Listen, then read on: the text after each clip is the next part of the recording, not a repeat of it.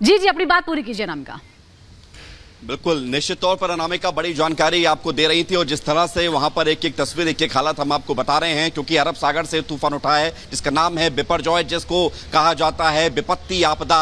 अब ये धीरे धीरे लगातार भारत की तरफ बढ़ रहा है और अगले 2 दिनों में यहां पर हालात और ज्यादा खराब हो सकते हैं, जो कोस्टल एरिया खासतौर से गुजरात का, सौराष्ट्र का कच्छ। इस रिपोर्ट को आप देखिए।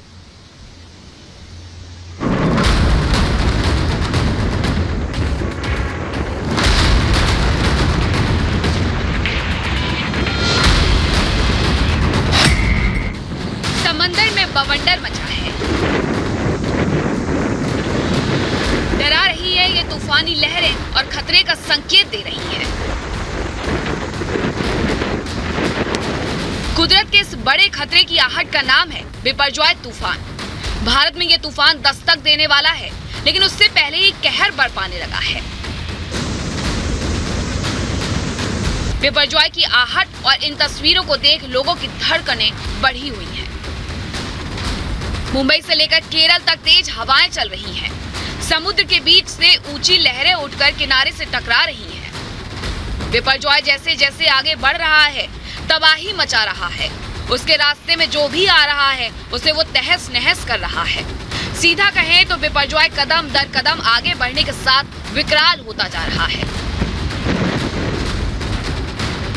इस तरीके से बिपरजॉय का खतरा देश के कई राज्यों में मंडरा रहा है, तो वही मेरी मौजूदगी इस वक्त गुजरात के द्वारका में है, जहां पर भारी बारिश के साथ साथ तेज हवाएं और ये उफान पर तूफान जो है साफ तौर पर देखा जा रहा है। क्योंकि देखिए जिस तरीके से समुद्र की लहरें हैं, आज उनकी ऊंचाई काफी ज्यादा है आम दिनों के मुकाबले, लिहाजा एहतियात के तौर पर यहाँ पर पूरे तट को खाली करवा दिया गया है।